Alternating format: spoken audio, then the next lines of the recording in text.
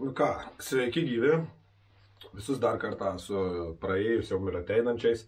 Šįmet bandau gale supumpuoti kiek įmanoma daugiau video, kol toks nedarbingas arba minimaliai darbingas savaitės turiu. Na, kaip tas sako, viski pasidaręs tokias lengvas atostogas video, kurį turiu nufilmuoti. Tai jau pavasarį turėjau, planavau nufilmuoti, bet filmuoju tik dabar. Tai va, buvau nufilmavęs video apie skiediklius, apie kodėl reikėtų vartoti tai, ką reikia ir tai, kas skirta, tokį bendrinį iš bendriniais formos paaiškinantį. Bet realiai tame video nepanaudojau vieną dalyką, žmonės, daug kas realiai po to video labai daug žmonių rašė viski platesnių paaiškinimų, tai kiek įmanoma visiems atsakiau ir kiek įmanoma stengiausi greičiau ir paprasčiau. Įtariu, video bus netrumpas, bet video bus apie skiediklius. Ir puikiausias įrodymas bus, kodėl reikėtų naudoti tai, ką reikia, remiantis tam tikrais duomenimis. Nors pasakysiu, aš irgi nesu šventas. Pavyzdžiui, va dabar pažiūrėjus pas mane į lentynas, pas mane akrilinis skiediklis yra vieno gamintojo ir aš naudoju su visomis akrilinėmis medžiagomis. Aišku, turiu polisterio, epoksido skiediklį, bet irgi naudoju dažniausiai jeigu ten pasitaiko, kad kitas polisteris papuola, tai ir naudoju tą kitos firmos polisterį. Bet šitų dažniausiai užsipirkęs mažesnį kiekį, tai jeigu perku tos firmos epoksidinį skiediklį, tai stengiuosi ir tos firmos epoksidinį gruntą naudoti.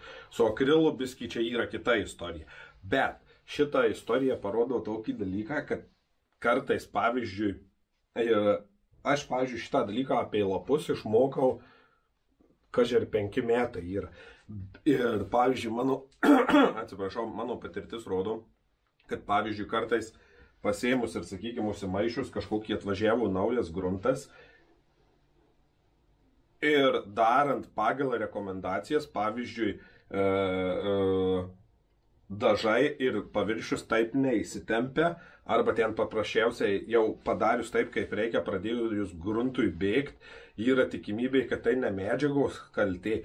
Ypač reikia pagalvoti, jeigu naudoji kitos firmos skiediklį, gali būti skiediklio problema. Nu, ta prasme, ne problema, bet jis nėra pritaikytas anai sistemai. Ir čia gali būti esminis faktorius. Tai va, traukiant klampūrą į šoną. Šitie į šoną, šitie vėliau lapai.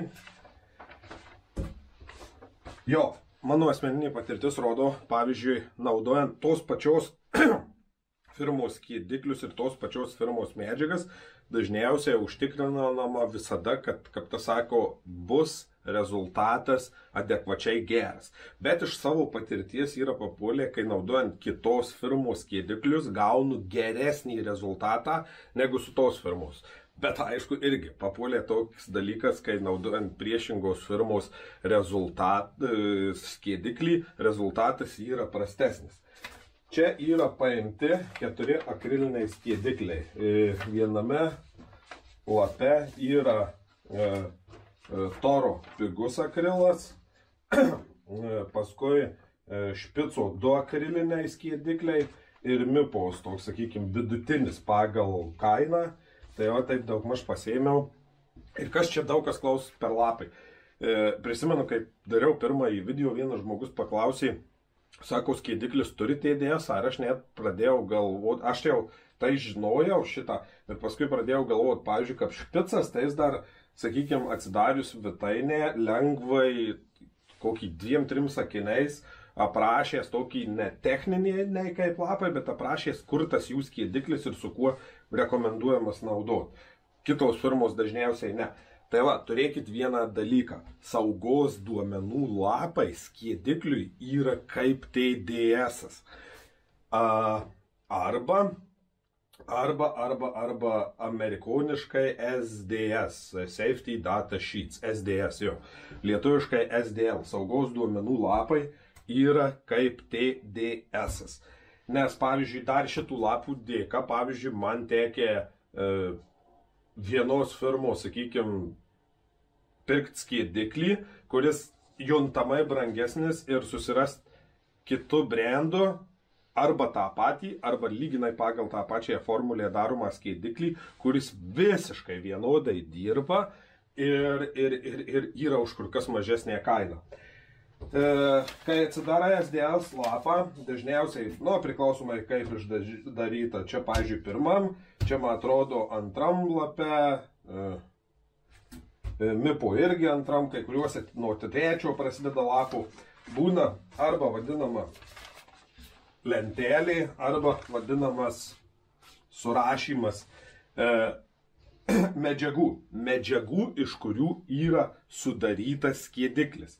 Ir procentinis santykis, kiek tos medžiagos gali būti tirpiklyje, skiediklyje. Ir čia jums yra svarbiausias dalykas, kuris yra reikalingas, perkant, sakykime, arba ieškant, sakykime, skiediklių.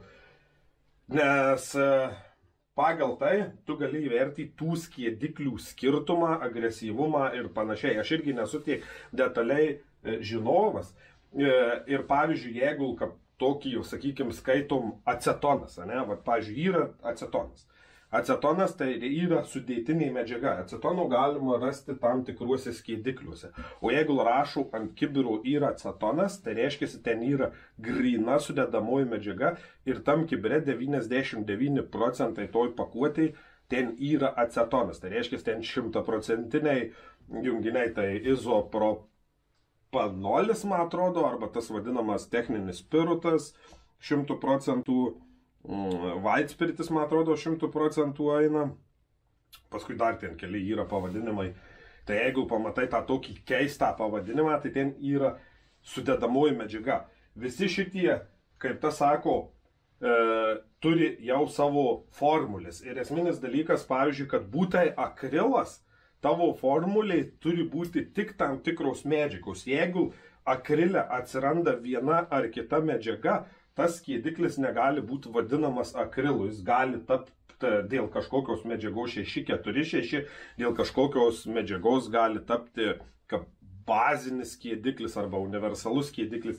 Ten tokios yra apsprendžiančios taisyklės, nes, kaip tas sako, kiekvienas skiediklis atitinkamai skirtingai elgesi, nes, pavyzdžiui, jeigu su 646, kas naudojat skirtingus skiediklius, tikrai patvirtins, kad, pavyzdžiui, su vienu geriau plauni, su kitu ne. Ir, pavyzdžiui, abudu, pavyzdžiui, neregeneruoti, nevalyti. Ir kodėl taip yra? Dažniausiai yra taip dėl to, kad ta formulė ganėtina ir pačio 646 gali skirtis ir varijuoti. Tai va, yra Toro akrilinis skiediklis, esu naudojęs, ganėtinai pagal sudėtį yra grynas, tik dvi sudedamosios medžiagos. Pirma dominuojanti medžiaga eina dažniausiai sudėtyje iki 75%, antroji medžiaga eina iki 45%. Vertimai lietuviški yra dažniausiai tragiški, nes čia parašyta ksilolas, kitur bus ksilenas parašyta, kitur bus kselenas parašyta. Tie vertimai yra ir tu gali galvoti, kad tai skirtinga medžiaga. Jums reikia pasižiūrėti vadinamas KCAS numeris. Ir jeigu numeris sutampa, tai yra ta pati medžiaga, tai yra chemikalų registro centro registrų numeris, kuris apibūdina chemikalą. Tai jeigu ir vertimas nėra tikslus, skaičius išduos, kad tai medžiaga yra ta pati net anglų kalboje, vienur ksilen, ksimelin, ten, rašau, net nepykit, kad tarsiu ne tai pavadinimus.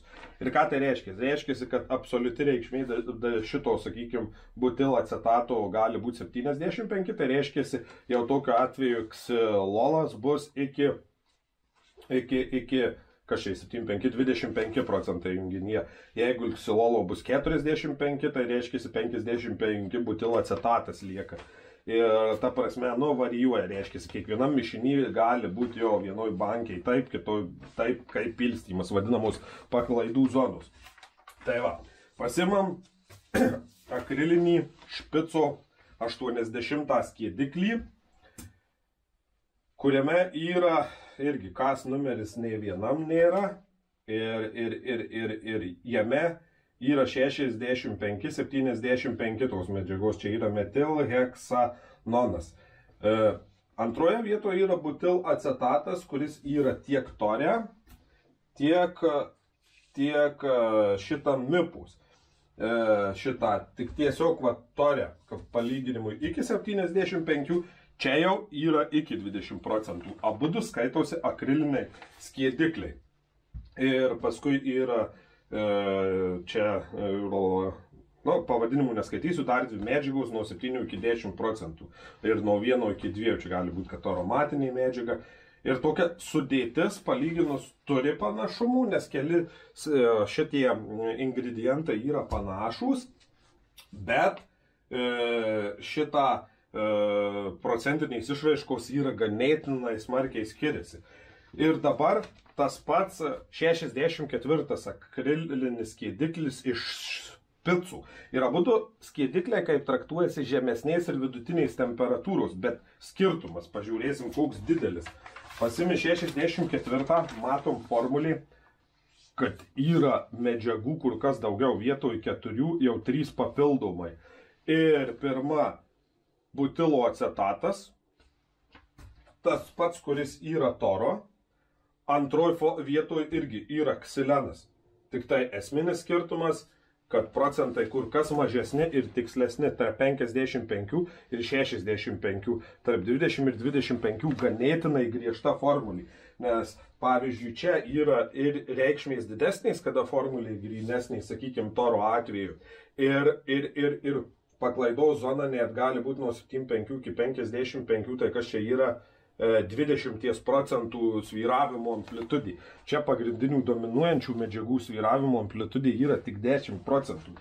Ir pavyzdžiui, šitie skiedikliai tarpusavį, kuo skiriasi 64 su 80, yra tokia viena eilutė iš picai įrašyta, kad šitas MS ir HS skirtas skiesti, nors irgi temperatūra maža ir vidutiniai. O 80 tik HS parašyta produktams skiesti. Tai darau tokią prielaidą, neduodu galvą nukirst, darau tokią prielaidą, kad automatiškai šitas skiediklis, HS-inis, jis dėl šitos medžiagos, kurios nėra nei mipo, nei tore, jis gali būti agresyvesnis. Ir pavyzdžiui, jeigu įpilsiu, sakykime, 64, ten kokio grunto reikalavimas HS-inių 10% akrilinių, galimas daiktas, kad įpilus 80-10% gali būti juntamai jaustis, kad gruntas tapo skystesnis. Dėl to pačiu. Ir galimas daiktas, kad 5-7% šitų atvejų skiedimo atitiks 10% šito. Čia, aišku, darau prielaidą, neduodu nukirst. Bet tas toks parašymas, kad tik HS ir HS produktam, o čia MS ir HS produktam. Pavyzdžiui, gal net HS šituo net nerekomenduojama MS produktų skiest, bet jis gal skriedžia per agresyviai. Paimam mipus, kuris, sakykime, kainos amplitudė būtų per viduriuką ir jame pagal formulę irgi butilacetatas ir ksilenas yra. Pagal skaičius pasižiūrim, tai pradžia yra absoliučiai ta pati. Tik aišku, rašo nuo 50 iki 100%, tai šitą mipai pakritikuočiau. Nes jeigu 100%, tai kaip minėjau, acetonas, tai būtų ir ant kibiro privaloma rašyti, kad tai yra butilacetatas. Ir tai nesiskaitys, nes reiškia, jis yra grynas ir neturi kitų.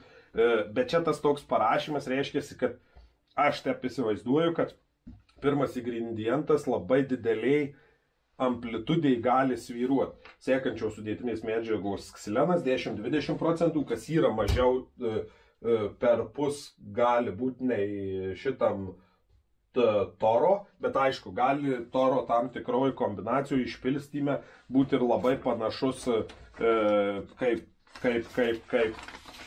šito mipus. Bet čia ir vėl atsiranda esminis skirtumas, kad atsiranda dar 3 medžiagos, trečioje vietoje solvent nafta vadinama, tarp 2,5% iki 20%, meteoksilacetatas nuo 2,5% iki 10% ir L-tilbenzinas nuo 2,5 iki 10%. Ir palyginus su šitą špico 64, absoliučiai visos medžiagos sutampa, išskyrus, man atrodo, vieną ir vieną medžiagą špice yra daugiau. 64 špicą lygindama su MIPA, kokią prielaidą galiu daryti. Galimas daiktas, kad chemiškai sukurta taip, kad MIPOs šitie lakai, akrilinės medžiagos nėra jautrios skiedikliui. Ir pavyzdžiui, turėdamas tiek špico, tiek MIPOs medžiagų spektrą ir skiediklių spektrą, galiu daryti tokią prielaidą, bet tai irgi prielaida, negaliu sakyti.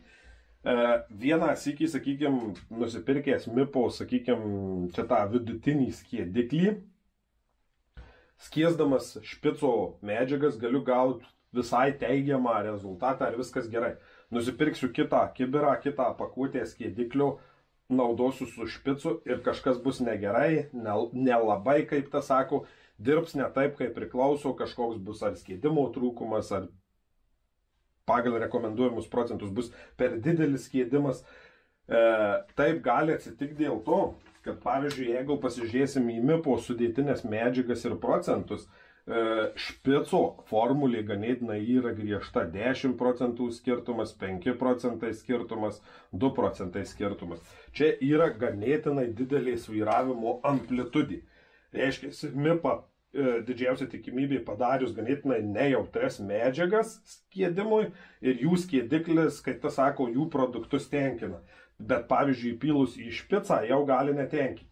O pavyzdžiui, atsižvelgus į tai, kad, sakykime, MIPO skiediklis gali būti didesnėje amplitudėje, darau tokią prielaidą, kad šitas špico skiediklis gali labai puikiai tikti į MIPOs medžiagas, nes kaip be būtų medžiagos praktiškai visi komponentai yra vienodi, apart vieno skiriasi ir vienu daugiau yra, bet jis į MIPOs procentus įlenda griežtai, bet įlenda. Tai toks vaizdas su špico skiedikliu skiesdamas MIPOs medžiagas tikrai neprašausiu, o su MIPOs akriliniu skiedikliu skiesdamas špicą, gal ten irgi čia rašo MSHS, ypač kokį MS-ą ar kažką galiu prisidaryti, nes ganėtinai, sakykime, MIPOs formulė yra ganėtinai, kaip tas sako, plataus diapazono. Tai va, o čia yra tik akrilai.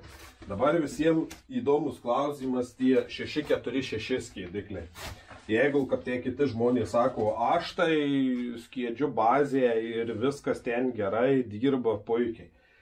Tai taip, tu gal skiedi su 646, bet yra jis atitinkamos formulės ir gerai. Kitas paklausys tavo frazės, nusipirks kito gamintojo Nitro 646 skiediklį ir jis gaus blogą rezultatą.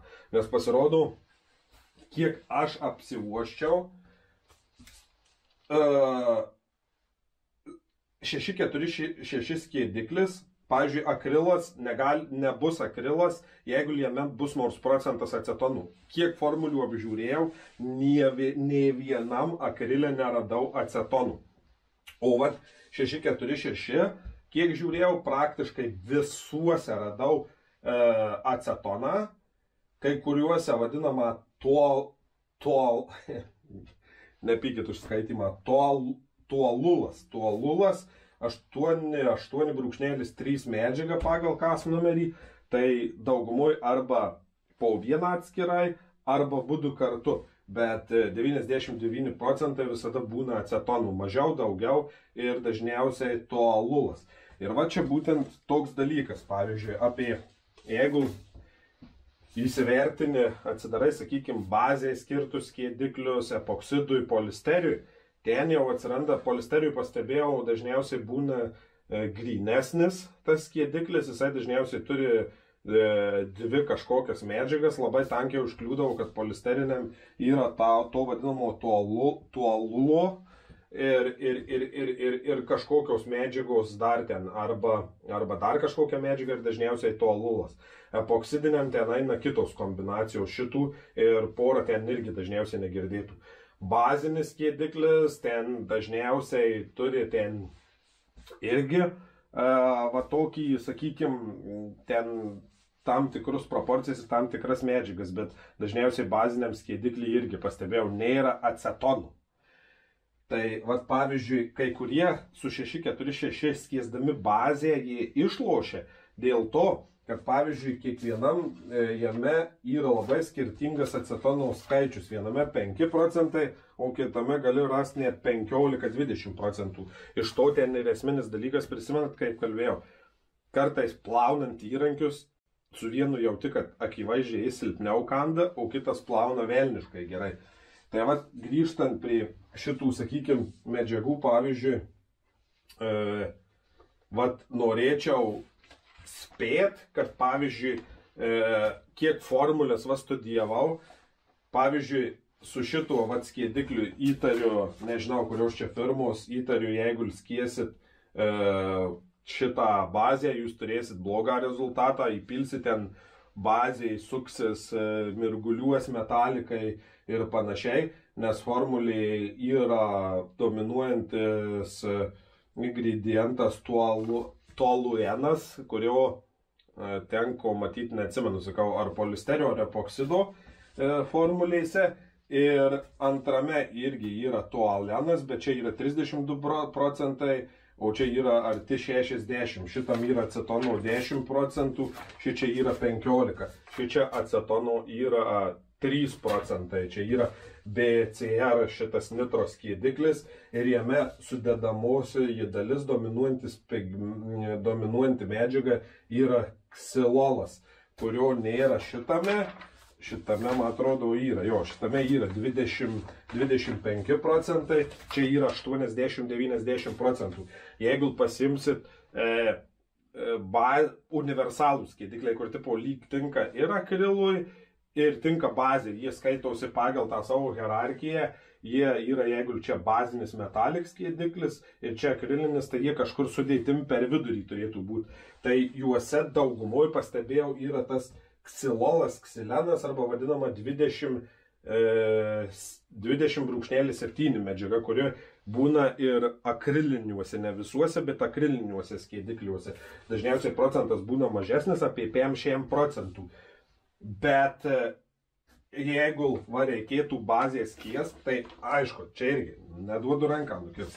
Didžiausia tikimybė, kad su šituo gausim geresnį rezultatą negu su šitais dviem. O čia tai net reikėtų spėti. Pavyzdžiui, šito 646 formulė ganėtinai ilga, šito, pavyzdžiui, BCR ganėtinai grynas ir švarus, vos 3 ingredientai ir acetono labai mažai yra.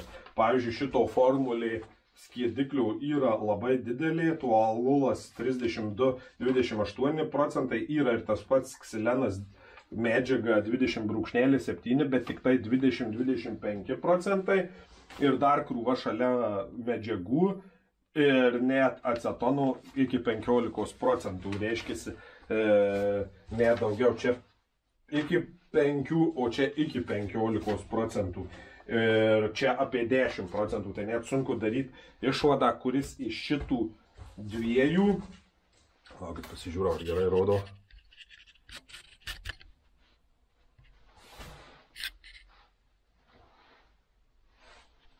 Nu, gal gerai rodo, negaliu pasižiūrėti. Šitą, tai kažkuris iš šitų dviejų gal ir geriau bazės skies, bet sunku daryti išvadą. Spėčiau, kad šitam daugiau acetonų, tai šitas skies prasčiau. Bet šitame nėra ksileno, kuris daugumoje bazinių ir universalių skiediklių yra pirmoje arba antroje vietoje kaip skiedžiantis komponentas. Tai nedarau prielaidos, gal iš šitų nei vienas gerai neskies bazės, o šitas dar gal rezultatas nebus super tenkinantis, bet ir nebus super blogas, nes jo formulė yra mažiausiai acetono ir daug yra ksileno ir palyginti grynas švarus, nes jį susideda iš 1, 2, iš 3 medžiagų, kas šiuo tarpu šitame 1, 2, 3, 4, 5, 6, 7 medžiagos ir 7 acetonas net iki 15 procentų. Šitame yra 5 medžiagos ir irgi acetonas arti 10 procentų. Tai va, šiandien video tiek. Jeigu norit pastudijuoti skiediklius, TDS lapų jūs nerasit, bet rasit vadinamus saugos duomenų lapus. Aišku, ne visi gamintojai skelbia, bet pasikapstė galit rasti. Jie tikrai yra, daug gamintojų skelbia šitą. Tai saugos duomenų lapuose paieškot lentelių arba sudėtinių medžiagų procentalios išraiškos.